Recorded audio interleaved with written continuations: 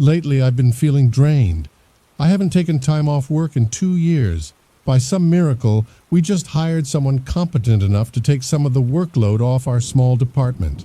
My boss suggested I use up some vacation time. I hated flying, so that limited my options. I didn't ski, so that narrowed down my choices to almost nothing. Was there really nothing local? Would I be doomed to spend 2 weeks doing nothing at my place? I started to mindlessly scroll through vacation suggestions at work. An ad for a cabin caught my eye. It was near the local ski resort, but wasn't attached to them. The photos made it look almost too good to be true. A massive, cozy log cabin, empty and ready waiting in the middle of a beautiful winter forest. And the price was good. I let myself think of sitting by a warm fire reading the backlog of books I've had piling up for years. Since I had no better ideas, I booked the cabin. By the end of the week, I had my bags packed. Driving down the one-lane forest road wasn't as troublesome as I thought it was going to be. The cabin's address wasn't on my GPS. Thankfully, the road was a straight path to my destination. I expected to see some wildlife on the way. Not even a small bird flew between the trees during the entire ride. At least it was quiet. The photos didn't do the cabin justice. It was far more breathtaking in person. I wondered how I got a location like this for so cheap. Someone had been there recently to shovel a pathway and remove the snow off the front stairs. But I didn't see any footprints. It took a few trips to haul all my bags into the place. I was glad someone maintained the walkway, or else I could have broken my neck. It was cold inside. I wasted no time turning on the heat and starting a fire. I then checked out the kitchen to make sure I had enough food for the week. I mostly packed snacks so I might need to take a trip into town. To my shock, the pantry was stocked with a note saying I could help myself. Really, how did I get so lucky with this place? The drive hadn't been very long, and yet I collapsed on the couch in front of the fire. The years of hard work caught up to me. I made sure the fire had enough wood to keep it going for a few hours, then curled up under some heavy blankets for a short nap. My short nap turned into sleeping till the middle of the night. A noise dragged me out of my dreams. The fire had died down and my stomach hurt from hunger. I got up to get the fire started again when the noise came back. Someone was knocking at the cabin door. I froze, scared for some reason. I felt more tired than I did before my nap. I wrapped my arms around myself, trying to keep away the chill. Should I answer the door? There shouldn't be any reason why someone would be in the middle of the woods at this time of the night. At first, I assumed the person who knocked was dangerous. Then I realized they could have just broken in and not knocked first. Still, I grabbed the iron fire poker before I went to the door. "Hello?" I called out. "Oh, hello! I got a bit lost. Can you tell me if there's a town nearby?" A female voice came from behind the door. My hand started to reach for the handle. Then I considered she might have a tougher male friend waiting to charge the door when my defenses were down. "Yes, there is one down the main road," I said, wondering how she got here if she hadn't used the only road up. "Road? Oh, I see your tire tracks. Maybe I could follow them. Hey, are you all right in there, or do you need help getting out?" she asked, as if that question was normal. What the hell was she talking about? A fierce chill shot down my back. I opened my mouth to respond, but movement out of the corner of my eye caught my attention. I could see some windows in the living room from where I stood. It was pitch dark outside. A white shape started to appear in that darkness. My heart froze as a pale face got closer to the window. The ghoulish appearance was something made of nightmares. A wide black smile pressed against the glass. The dark eyes made contact with my own. Then a loud banging came from the front door. I nearly jumped out of my skin. When I looked back, the face in the window was gone. I ran to where I left my cell phone. The damn thing refused to turn on. The banging still echoed through the entire cabin as my shaking hands plugged the charging cord into my phone. Still nothing. I then ran around making sure every door was locked. As I went by the windows, I briefly saw more of those pale faces outside. What the hell was going on? I noticed something at the top of one of the kitchen windows. I reach over to grab a cord. A wooden set of shutters slid out from under the wall and locked at the bottom. I'm sure if someone tried hard enough, they could get through the shutter, but at least it was an extra layer of protection. I found out all the windows had these shutters. The banging sound grew quieter each time I covered a window. I even ran upstairs to lock up the ones in the bedrooms just in case. While I raced around, I kept hearing that female voice offering help and telling me to just go outside. Like hell I would ever do that. When the last window had been covered, the noises from outside stopped. I soon found out none of the landline phones worked. My cell phone refused to turn on no matter what I tried. I was safe inside the cabin, but trapped. Could I wait out whoever or whatever was outside? I had enough food for the week. My boss knew where I was going, so when I didn't come back, he would call the police, right? I didn't want to wait this out for a week. I wanted to get the hell out of here now. I got the fire going again. A chill got into my body and down to my bones. I knew I needed to keep my strength up, so I ate some of the snacks while I sat shaking on the couch, iron fire poker within arm's reach. For some reason, I started to feel exhausted. Soon I couldn't keep my eyes open and fell asleep even though I was still scared out of my mind. I woke up in a cold cabin. I couldn't tell what time it was. There were no clocks and my phone was still dead. I didn't dare risk opening the shutters to see what time of day it was outside. I've never felt this cold in my life. I piled on layers of clothing. Not even the fireplace or turning the heat up to the max helped get rid of the chill. A scratchy feeling came to the back of my throat. I was getting sick on top of everything else. I needed to warm up. To my disappointment, the shower only had slightly warm water. I almost felt colder after a quick shower. My stomach churned. The snacks from the night before weren't sitting well. I tried to make a can of soup, but my body rejected it. I found my way back to the couch and under a pile of blankets. I felt awful. In the short time since I'd woken up, my health did a major downward spiral. Soon I felt too sick to do anything but sleep for another few hours. What time was it when I woke back up? I had no idea. A soft knocking sound made me stir. I heard a low voice but couldn't make out what they were saying. Slowly I started towards the door. My body hurt too much from fever and chills to pick up my weapon. "You need to get out of there," the female voice from before whispered. "Come out here. I'll help you." I shook my head even though she couldn't see it. "Don't lie. I know you have others with you," I hissed, my voice raspy from my illness. "Others? Is that what you saw? You sound awful. I don't know if you'll last more than a day or so inside there." What was she talking about? Was she suggesting that somehow I was sick because I was inside the cabin? No. She was just trying to say anything to get me outside. But still, I wanted to trust her because I was scared. I crept to the nearest window to unlock the shutter. I opened it just enough to see out of. My eyes hurt from the blinding snow outside. When they adjusted to the light, I started to scan the trees looking for any signs of the creatures from last night. There weren't any tracks in the snow. Had I just been seeing things? A dark shape moved from between the trees, then another. More appeared somehow aware I was looking outside. Within seconds, countless twisted and misshapen human forms started to come from the forest. Some were dragged behind the bodies of animals they killed, the monsters' mouths covered with blood. If I went outside, I would be eaten next. Suddenly, a human face appeared just outside the window. A young woman with green eyes and red hair smiled at me. For a moment, the fear left. She looked so friendly I almost considered going outside with her. Then, her wide smile started to get wider. I slammed the shutter down, locking it. I didn't know what those monsters were, or why they hadn't gotten inside yet. For now, I was safe inside the cabin. The horrors were outside and they needed to stay like that. The girl pleaded with me to come outside. I tried to ignore her. The illness started to get worse.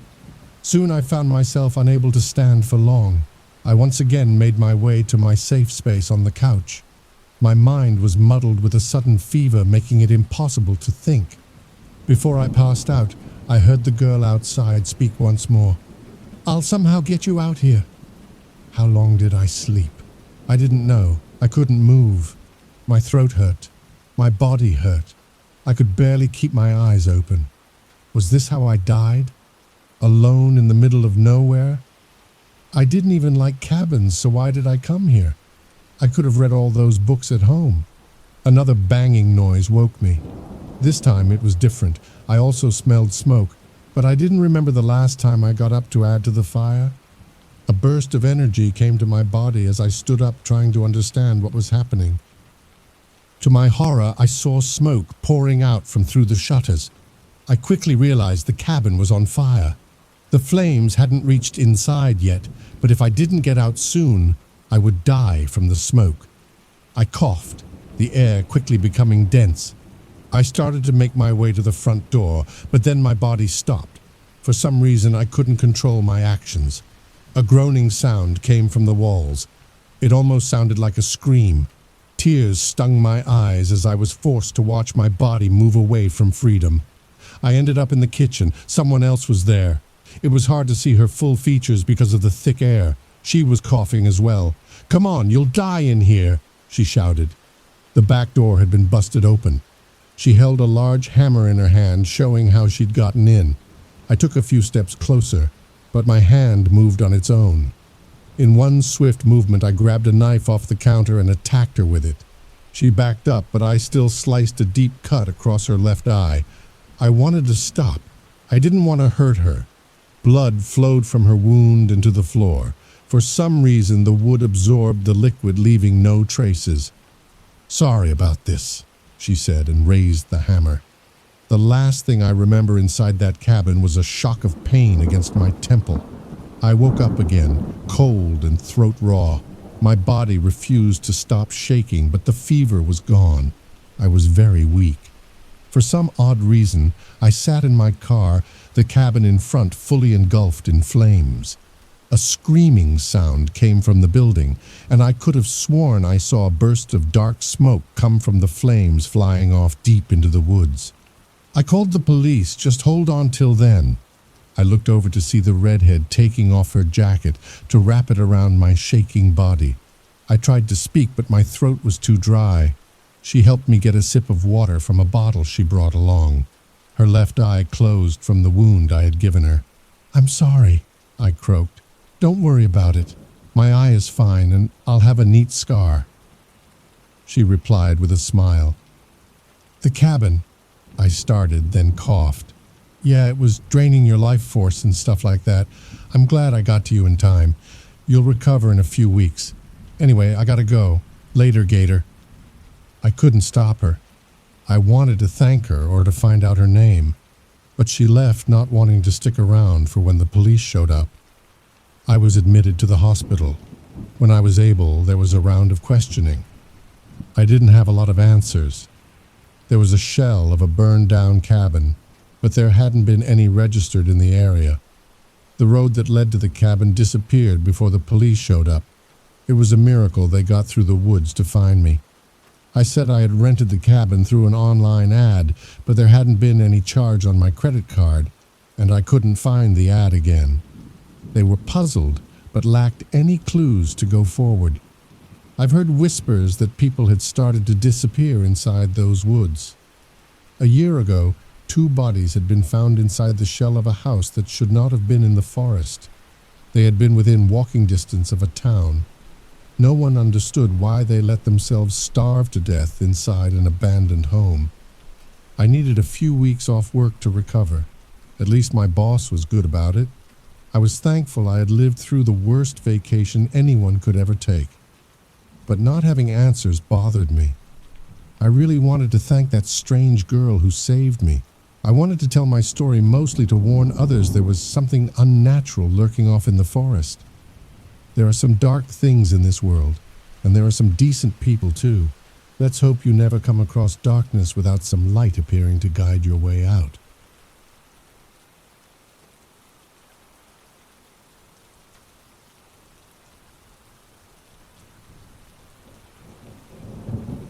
The anticipation was palpable as I finalized the purchase of my new hunting property deep in the rugged Texas wilderness. The land was untamed, teeming with game, and a thrill for any hunter like me. Little did I know that this new acquisition would lead to a horrifying encounter that would haunt me for the rest of my days. I quickly set up trail cameras throughout the dense forest, eager to get a sense of the wildlife on my new land. The first few weeks were uneventful, capturing images of deer, raccoons, and the occasional bear. But one crisp autumn morning, as I checked the latest trail camera photos, my excitement turned to unease. There, amidst the ordinary animal captures, was a picture that sent chills down my spine. It was a dark, massive figure, covered in fur, with a human-like face, staring with its gray, dead eyes directly into the camera. It was unmistakable. A Sasquatch, the legendary creature that had been whispered about in hushed tones by hunters and locals for generations. My heart pounded as I examined the photo over and over. Surely it was some weirdo in a costume, perhaps an inbred black bear? I kept making excuses as to what it was in order to comfort myself. I knew the consequences of sharing this with anyone. I'd be ridiculed, deemed a madman. Obviously no one would believe me. So naturally the need to prove what I had seen gnawed at me.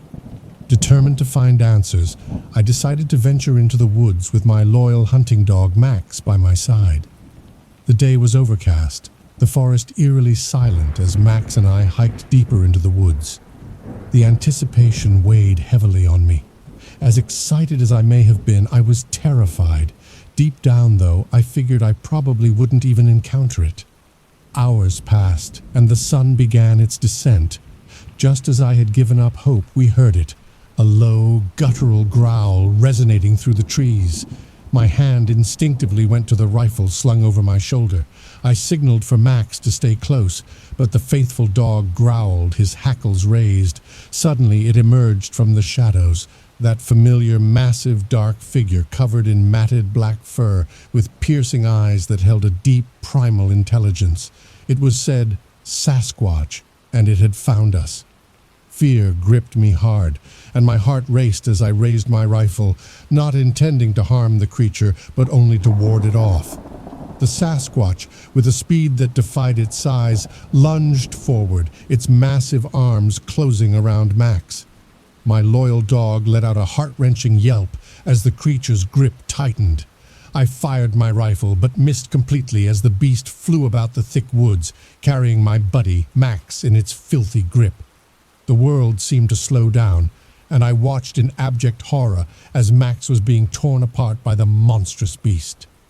The Sasquatch's eyes bore into mine, an intelligence in them that sent a shiver down my spine. With Max's lifeless body cradled in its arms, the Sasquatch turned and vanished back into the forest, leaving behind a shaken and anguished hunter. I was left in the darkening woods, the weight of guilt and grief pressing down on me. I wanted to cry, but yet I was emotionless. I'd sought proof, but the cost was higher than I could have ever imagined. As I made my way back to my cabin, the forest's once familiar beauty now held a sinister aura. The Sasquatch was no longer a legend. It was a brutal reality that had torn my world apart, and I would forever be haunted by the memory of that fateful encounter. The chilling scream of the Sasquatch echoed in my ears, a reminder that the line between myth and reality had blurred, and the forest held secrets more terrifying than I had ever imagined.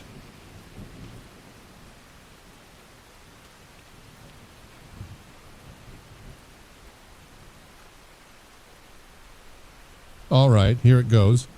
I've never posted here before, but what happened to me last weekend still has me rattled. I need to get it off my chest, and maybe, just maybe, someone here can help me make sense of it. I live in a small town in Montana, nestled in the Rockies. My house is just a few miles from a vast expanse of national forest land. It's beautiful, sure, but it can be incredibly isolating. That isolation is part of why I love it. But after what happened, it's also why I'm terrified. Last Saturday, I decided to take a late afternoon hike. There's a trail I frequent, one that winds up to a small clearing overlooking the valley.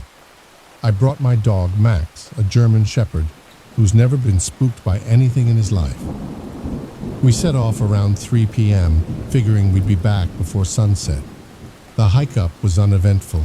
The forest was serene, and the only sounds were the rustling of leaves and the occasional chirping of birds. Max was his usual self, darting ahead and then circling back to me. It was perfect, exactly why I moved out here.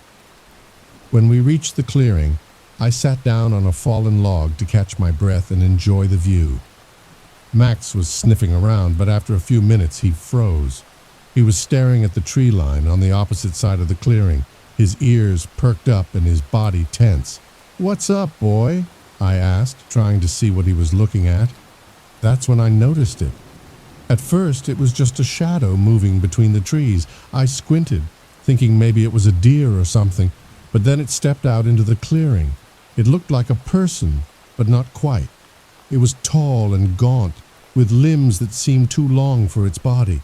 Its skin was pale, almost grayish, and its eyes were completely black. Max started growling, a low, menacing sound that I'd never heard from him before. The figure took a step forward, and that's when I noticed it was mimicking my movements from earlier, almost like it was replaying a tape of me walking. Then it spoke. "Max, what's up, boy?" The voice was mine. Exactly mine. I felt a chill run down my spine, and Max started barking furiously. The figure stopped, tilted its head, and then turned around, disappearing back into the trees. I didn't stick around to see if it would come back. I grabbed Max by the collar and practically ran down the trail. It was getting dark, and every sound made me jump. Max kept looking back, growling intermittently. We made it home just as the last light was fading. I locked all the doors and windows, something I rarely do out here. I tried to calm myself down, rationalizing that maybe it was just some sort of trick of the light, or maybe another hiker messing with me, but deep down, I knew that wasn't it. That night, I couldn't sleep. Every creak of the house made me jump, and Max was restless, pacing around the living room. Around 2 a.m., just as I was starting to doze off, I heard it. "Max, what's up, boy?" It was faint, almost like a whisper, but it was definitely my voice. It was coming from outside, near the tree line. I didn't sleep at all after that. When the sun finally came up, I took Max and drove into town. I needed to be around people, somewhere that didn't feel so exposed. I told my friend Jake about it, and he just laughed, saying I'd been out in the woods too long. Maybe he's right. Maybe it was just my mind playing tricks on me. But I can't shake the feeling that something out there saw me, remembered me, and called back in my own voice. I haven't been back to that trail since. Every time I think about going for a hike, I hear that voice again, and I can't bring myself to leave the house. I don't know what I saw, but I'm sure of one thing. It saw me too. Has anyone else experienced something like this? I need to know I'm not losing my mind.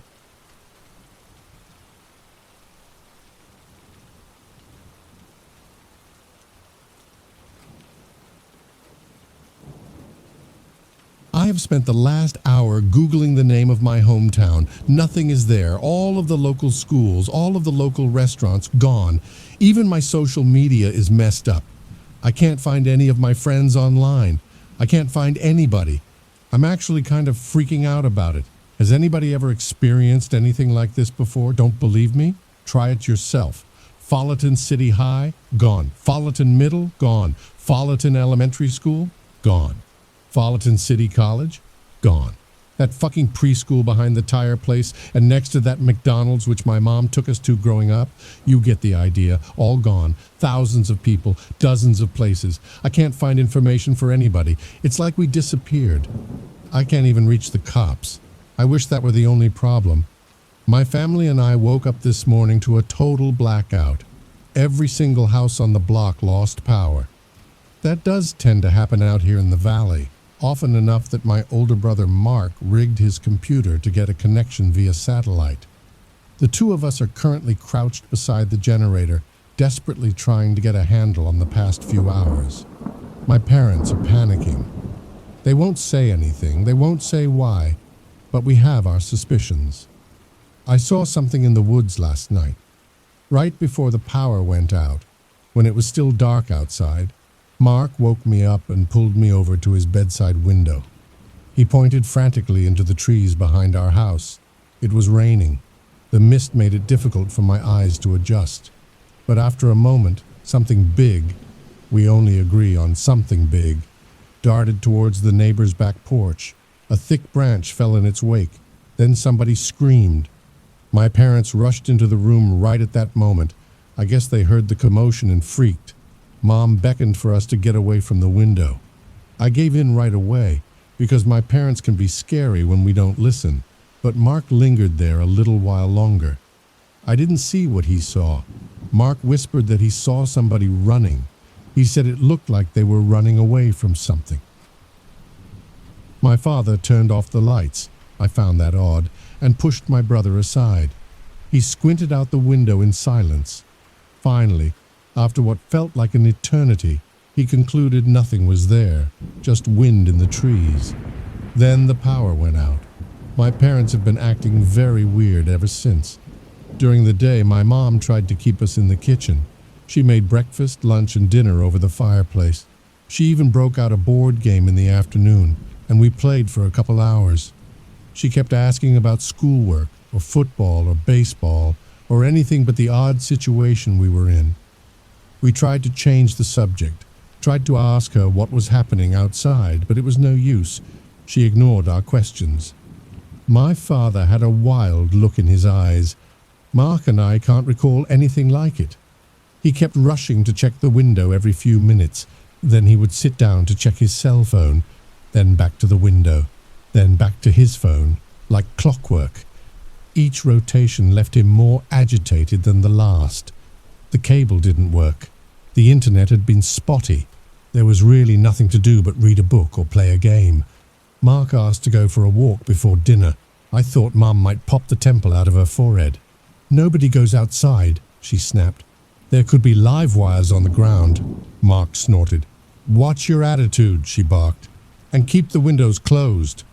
I asked why, and she just stared at me with these deadly, fearful eyes that made me really uncomfortable. She looked like she wanted to tell me something, but my father answered instead. I didn't even realize he was listening. "Nobody goes outside." I returned to my book without argument. I found one of my mom's old Stephen King collections and stumbled onto a story about rats in a basement bigger than a man. Time moved a little faster while I read. The walls of my house started to evaporate. It didn't take long for my imagination to disappear down the stairwell in the story, plunging further into the darkness with each step, listening to untold things move around me perilously through the blackness. Somebody knocked on the door around 10 p.m. After an entire day of endless boredom, I thought this might be salvation. Thank fuck. Maybe a maintenance worker, maybe a neighbor. Maybe my friend from down the block finally convinced his mother to traverse the minefield of imaginary live wire. I got up from my chair to answer the door. My father sprinted across the room to block me. I don't think I had ever seen him run before. He put his hand over my mouth. I tried to protest. He squeezed my arm. He didn't look angry. He looked scared. His eyes were on fire. It grew quiet outside, like somebody was listening. One finger over his lips told me to shut the fuck up. I looked over to my mom and saw her doing the same thing to my brother. He looked like he wanted to cry. The knocking resumed. The pace was pleasant at first, your typical formal but friendly rat-tap-tap. Then a pause, then rat-tap-tap. I was confused. Why were they scared? Why would a burglar knock? I thought that this could be somebody who could tell us what was going on, and it annoyed me that my parents were paranoid, so I got the idea to try saying something anyway. Not my best thought. My father grabbed me by the throat and pushed me up against the wall. His sweaty palm slipped against my mouth. He raised one finger to his lips and held it there. Rat-tap-tap, rat-tap-tap, rat-tap-tap, rat-tap-tap, rat-tap-tap, rat-tap-tap, rat-tap-tap. Rat-tap-tap, rat-tap-tap, rat-tap-tap. My brother whimpered in the corner. The door hinges whined from the pressure of the knocks. My father reached into his pocket with the hand that was formerly placed around my neck. I knew he had a knife in there. Rat-tap-tap, rat-tap-tap, rat-tap-tap, rat-tap-tap. And just as soon as it started, the knocking stopped. The house got quiet again. My father let go of me. It's been hours since the knocker left. My parents still won't talk to us. My mom is sleeping on the couch. My dad is sitting in front of the door with a gun across his lap. Can anyone please tell us what the fuck is happening in Fallon City? I still can't find anything online. We are available through message and comment as long as our connection holds. I don't think I'll sleep much tonight. It's too quiet. Do you know what happens when you search online for Fallon City now? This post comes up. I'm not quite sure how to describe that feeling. We are a community of hundreds, if not thousands of people, each with countless stories and worries of our own. You're only hearing one of them now. I cannot understand how our digital footprint could disappear overnight. But here we are, day 2 in a missing city. I didn't get much sleep last night. Mark spent most of it glued to our bedroom window. He woke me and called me over every now and again. Sometimes he saw flashes of light in the distance. Sometimes he saw movement in the trees. Mostly we saw fog. Thick blankets of it descended on our house like a comforter. It also never stopped raining. Big gusts of wind thumped the house hard enough to make us jump. But the most uncomfortable parts of the previous night were the periods of complete and total silence. Something about that quiet can really make you crazy. In any given suburb, there are a million background noises at once, even in a storm, even at night. Birds should be chirping. Insects should be buzzing. Car engines or motorcycles or air conditioners should all be gently humming in unison, but we didn't hear any of it, not a single sound but our own. I couldn't stop thinking about the neighborhood dogs. Shouldn't they be barking? There was one in particular, a yappy little thing named Cesar, which never passed up a good opportunity to wake you up in favor of a scrambling squirrel or rabbit. Did our neighbors have time to get them inside? Did something else happen to them? What the fuck happened to Cesar? Mark woke me up for the final time around 5. I tried and failed to shrug him off. I heard something in the street, he whispered. Let's go. I asked him what he heard. Clicking. He got up and walked towards the living room without another word. I didn't want to go. I was freaked out enough. I didn't, and still don't need to add another fucked up layer to this situation. Blissful ignorance is sometimes the best approach, but I got a gut feeling that this wasn't something that should be missed, and I didn't want Mark to be there alone for it, so I followed him. The hallway that leads to the living room passes by my parents' bedroom. We could hear my mother snoring softly on the other side. A baseball bat was propped up by her nightstand. Her cell phone was at the ready right beside it. We tiptoed past the creaking wood floor and arrived at the entrance to the kitchen. The clicking became clearer by that point. Mark pointed over to an alcove by the couch. I followed him to the corner. Then he stopped dead in his tracks. My father was sleeping with the gun in his hand. There was a window behind him that looked out into our entire living room. Staring through the other side was a giant black eyeball. We froze. The eye darted back and forth across the room. We were in plain sight, just standing there in the kitchen like a couple of jackasses. But for some reason, the eye didn't seem to notice us. It passed by a couple times to focus on the toaster or something else. My father must have subconsciously read the tension in the air. He stirred and moved to roll over. When he did, thankfully, we locked eyes. I put one finger to my lips. A sober understanding dawned on his face. He took the safety off his gun. The eye responded to the movement of the gun, and in one swift jolt disappeared from behind the window, leaving a wake of leaves and scattered footsteps behind it. The air left my lungs. Something big ascended the wood steps to our porch. My dad turned to aim the gun. Rat-tap-tap. This time we didn't need anyone to tell us. We all stayed quiet. We sat in still silence for the better part of the early morning. My mother awoke some hours later and got prepared to make breakfast, and only then did it feel safe enough to move around the house. Nobody told her what happened. I didn't think we needed to. My father certainly wasn't going to. I got the feeling from the look on his face that he would prefer not to talk at all for as long as he could. Mark returned to his spot by the window. Dad disappeared downstairs to get another box of ammo for his gun. I helped Mom cook over the fire, and we all went about our tasks in complete and total silence. Nobody tried to fake conversation anymore. There wasn't any point in arguing about what was out there. We had enough food. We had enough water. Nobody was going anywhere. A knock came at the door just after noon. Each of us instantly stopped what we were doing.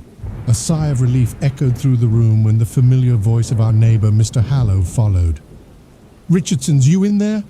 The door pounded harder. "No time to explain, please," he shouted. "Can you let us in?" My father walked in and stood awkwardly between my mother and the door. I could tell that he would prefer to ignore it, but she would never let him live it down, the true married man's dilemma. "Please, folks, if you're in there, open up. We don't have a lot of time." Mark shook his head. "Please," he begged. "Jean is hurt." My mom bit her nails. Dad gave in and reluctantly looked through the peephole. Satisfied with his view of the other side, he slid the pistol into his back pocket, unlatched the lock, and opened the door. "Thank you." Mr. Hallow is a big, burly guy. He took my father into his arms and slapped his back so hard the sound echoed down the hall.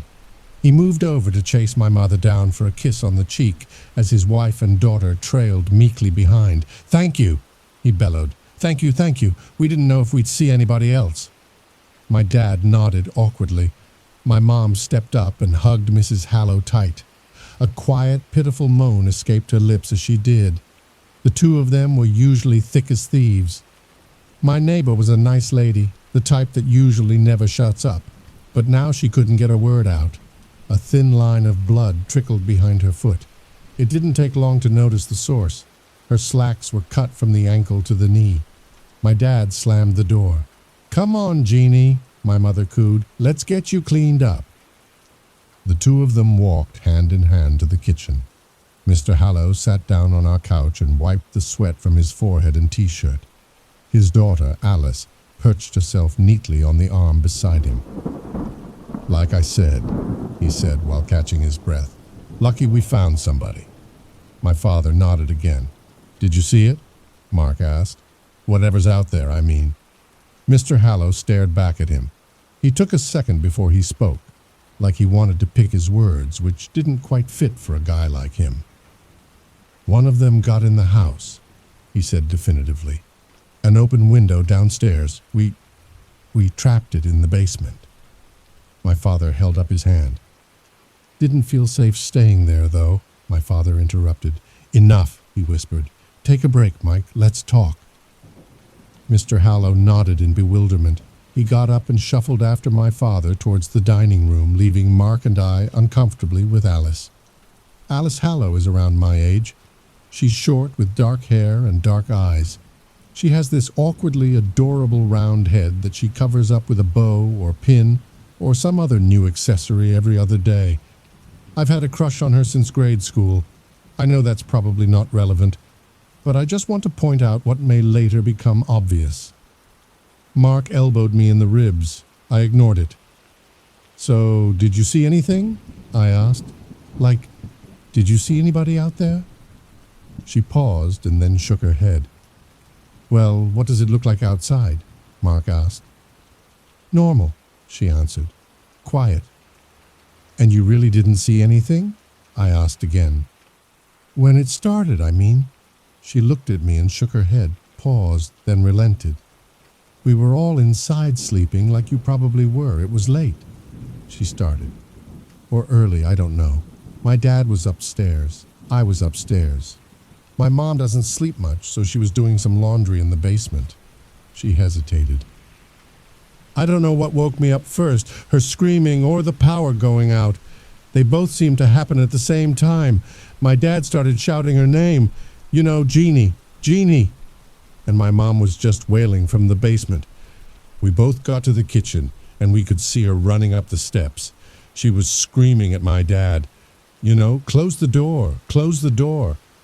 But my dad couldn't stop looking at whatever was behind her. He just froze. Right, Mark whispered. Can't blame him. So I reach out and slam the door, just as my mom makes it through and something wedges itself in the doorway. Holy shit, I murmured. What was it? I don't know. Something thick and sharp, like a claw, I guess. It was wet too, it left a stain. Anyway, I couldn't get the door shut because of it. I was panicking. I kicked my dad in the shin and he threw his body weight against the frame. The lock finally clicked and we heard whatever it was fall down the stairs on the other side. She paused. It didn't come up again. My father re-emerged from the dining room some moments after our awkward silence. Mr. Hallow trailed sheepishly behind. Who's ready to eat? We ate our fire-cooked meal in relative silence. All four parents made it abundantly clear through menacing stares that the topic of the shit show outside would not be discussed with children present. Mark again asked if he could go for a walk. Nobody dignified him with a response. After our dishes were done and disposed of, we retreated into various alcoves of our suddenly cramped three-bedroom. Mark and I went back to our room. Alice set up shop in the office with her mom. My mother retired to bed early, and both dads sat guard in the living room. The house grew quiet again. The wind and rain finally seemed to slow down. My Stephen King novella kept me company. I couldn't help but empathize with the main character. Somewhere in between tales of rats in armor, bat rats, and albino rats who never saw the sun, sleep came easily and comfortably under my familiar warm sheets. I woke up to a rude shaking. Alice was standing over me. She didn't say anything. I guess she didn't have to. Mark and I rubbed the last remaining ounce of sleep out of our eyes and followed her wordlessly into the office. 2 cots were set up in the room. One looked disheveled, the other was still made. Alice pointed to the open window. Her mother was gone. My hometown is dying, and I don't want to die with it. I know it sounds ridiculous to be lamenting on an internet forum while the world is melting around me. At the moment, it definitely feels ridiculous. But you have to understand, if we don't survive, which we almost certainly fucking won't, this story will be my town's last living record. That's important to me. That's important to them. I have to let someone know what happened here, even if it's only you. The truth is obvious now. We are being exterminated. This town and its people are being erased. Fallon City is all but wiped from the collective subconscious already. All that's remaining are the survivors, the creatures, and this story. I'll keep it going as long as they let me. I don't know why this is happening. I don't particularly care. Not anymore. I just want to get out of here. This will be my last post from inside my childhood home, the only home I've ever known. My brother and I have decided that we won't die here. Mark packed a couple essentials in our school backpack. The only thing that's remaining is this laptop and a frank conversation with my parents. I know they're scared. We're all scared, but we have to do something. Mrs. Hallow didn't come back last night. Alice only stopped crying long enough to tell the adults what she knew, which wasn't much. She fell asleep sometime around midnight. Her mother was in the room at the time. She was acting strange, though, she sobbed. She just kept repeating the same things over and over, and her face was white, like really, really white. I thought it was just shock over what happened, the scratch, the attack, I didn't know. Mr. Hallow was inconsolable. Well, we have to find her, Jack, he bellowed. Me, you, and the boys. Alice can come too if she's up to it. We've got weapons, don't we? You've got a small arsenal here, Richardson. They're big, but the damn things are stupid enough. My father just shook his head and pursed his lips. Nobody is going out there. The hell they're not. I won't risk my family's safety, Dad insisted, especially not at night. Mr. Hallow's already red face turned a particular shade of scarlet. He looked like he might blow a gasket. Then he calmed himself and delivered the next bit like a sermon.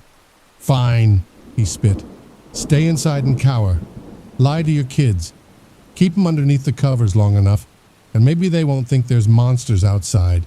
You raise your family how you want, asshole, but don't you dare tell me how to take care of mine." Mark looked down at his feet. I avoided my father's glance. "Alice, let's go." Mr. Hallow beckoned.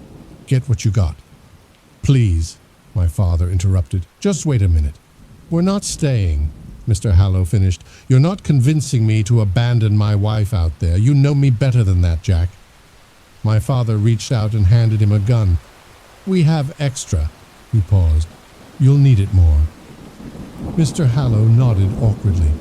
He took the pistol and stuffed it into an oversized coat pocket before turning and heading for the door. My mom met him there with some bread and other things stuffed into a plastic bag. There wasn't much, but I think she felt like she had to do something, and she looked like she wanted to say more. But she didn't. Alice reached out and gave me a warm hug. She held on longer than expected. Right around that time, I really wished she would stay. Not because of my feelings for her, but because a piece of each of us knew what would happen next. It all just happened so fast. "Thank you for the hospitality." Mr. Hallow shook each of our hands one last time.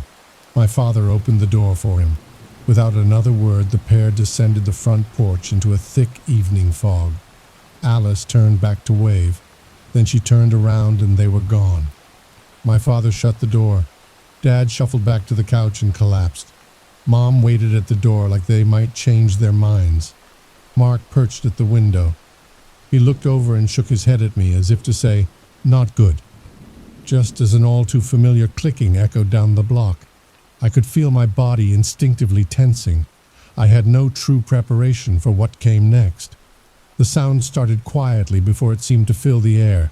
Soon it was as if 1,000 crickets suddenly invaded Fallon and all decided to chirp at the same time.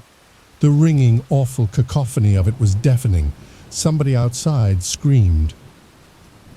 I couldn't tell if it was a man or woman. The chirping erupted even louder and seemed to devour their voice.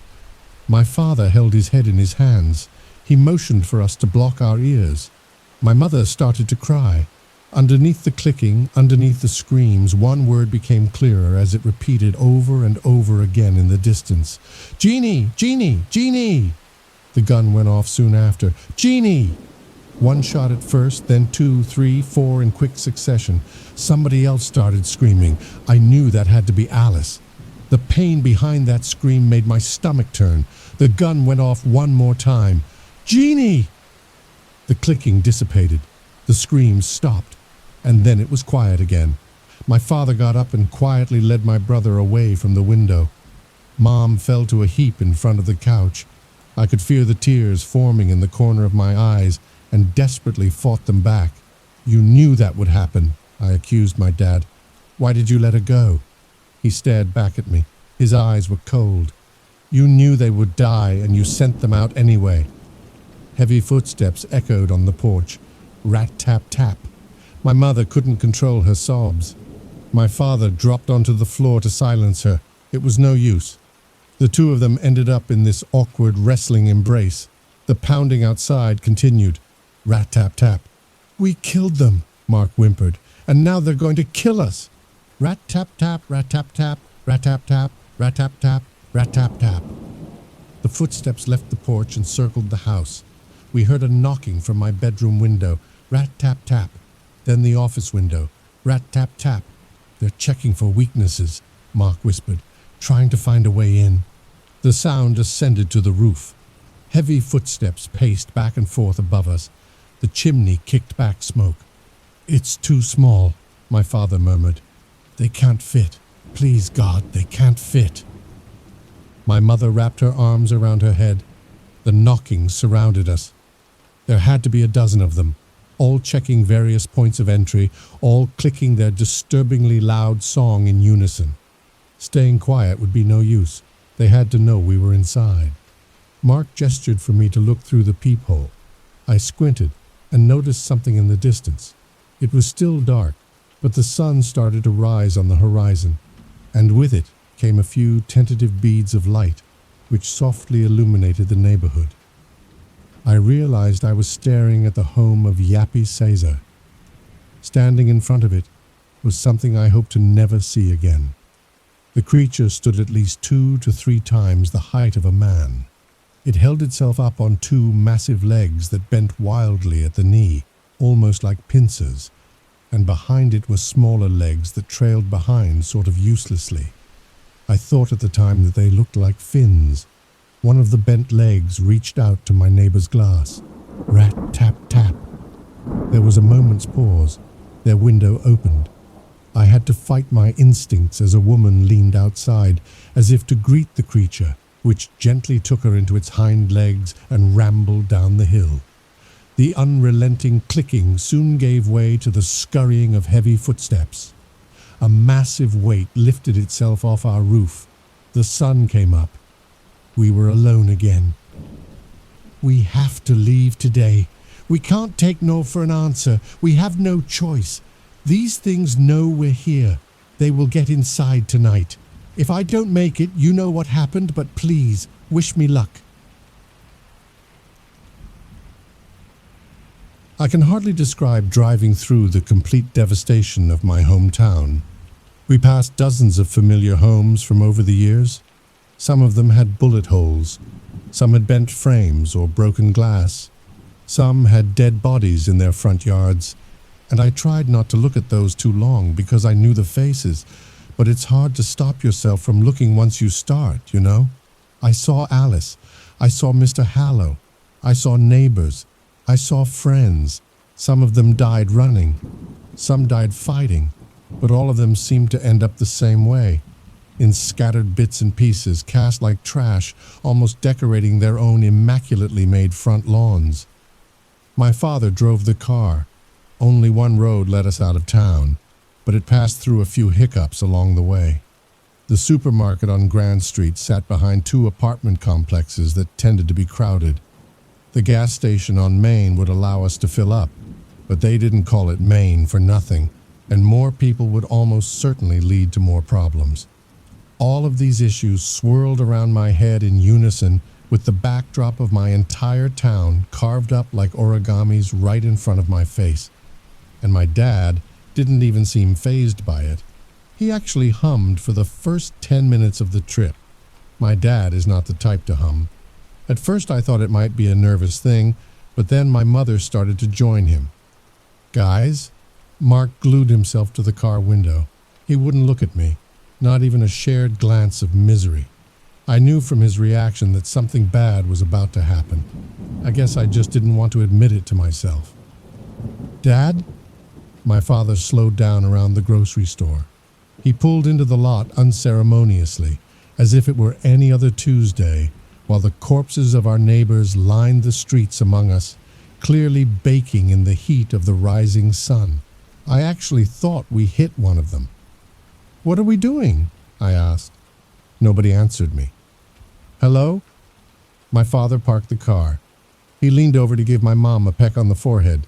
She nodded and smiled back. After a moment of silence, he gingerly unclipped the seatbelt and moved to get out. Nobody bothered to stop him. "Dad?" I shouted. "Wait, are you serious?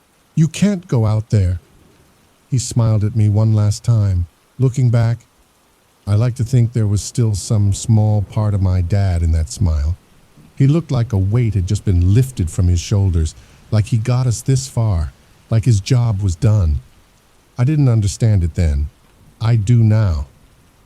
I only saw the scratch when he got up, right above the belt, hip to hip. His shirt had always been tucked. My mother took a deep breath. "Mom," I whimpered. "Mom, no, no, no, please." She looked back at me and grasped my hand. She was cold to the touch. Mark whimpered something small. I knew then that he knew all along. "It happened the first night," he whispered. "They can't fight it anymore, Maddie. It won't let them." The car door opened. "Mom, you can't go out there." She pulled her hand away. "Mom, please." "It's okay, honey," she murmured dreamily. "Okay, honey. Okay, honey."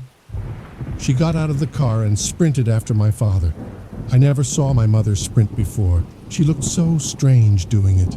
I watched the two of them go towards the store, hand in hand. In a moment they were there, and the next they were gone.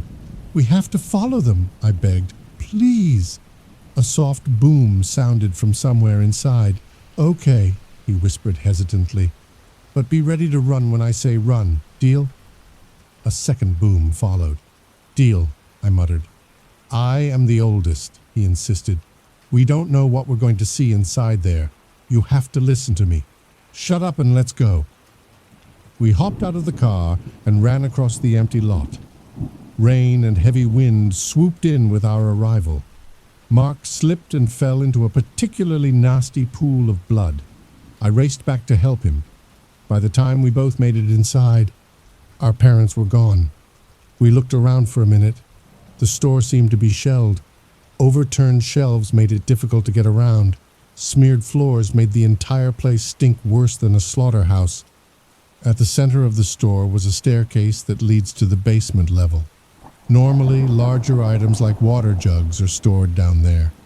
We got the distinct feeling that we weren't totally alone, because we could hear some kind of movement in that area, so we moved towards it. Mark found some cover behind a blown-out register.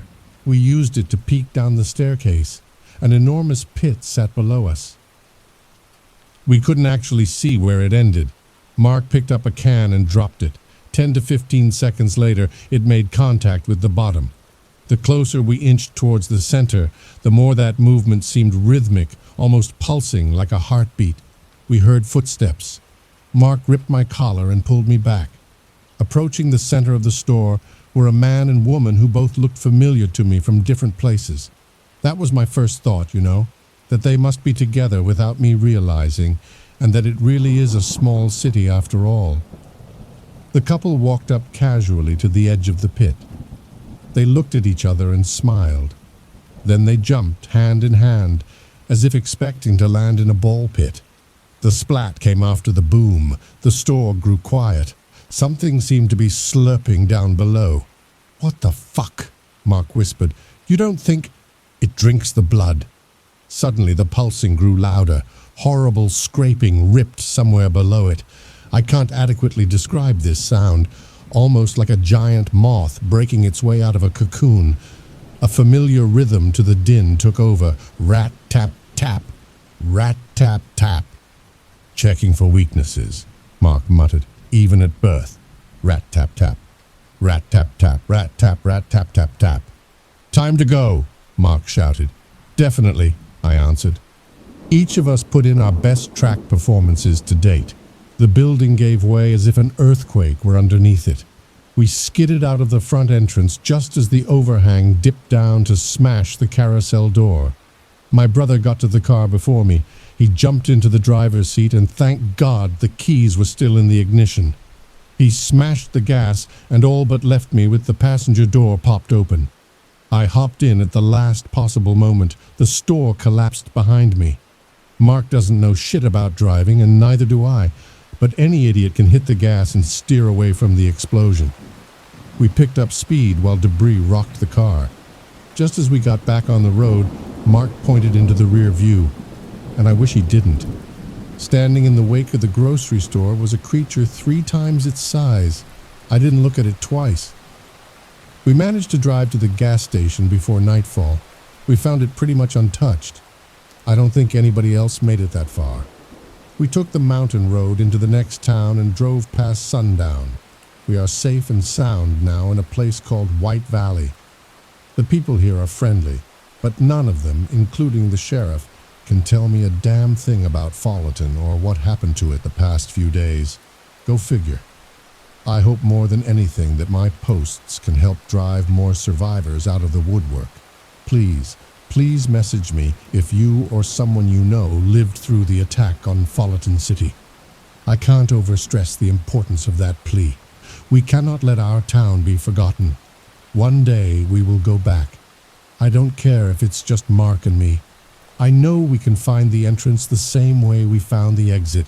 We don't expect to find anybody alive. That's just hope that's not worth having. But we all have a right to know what is living there instead.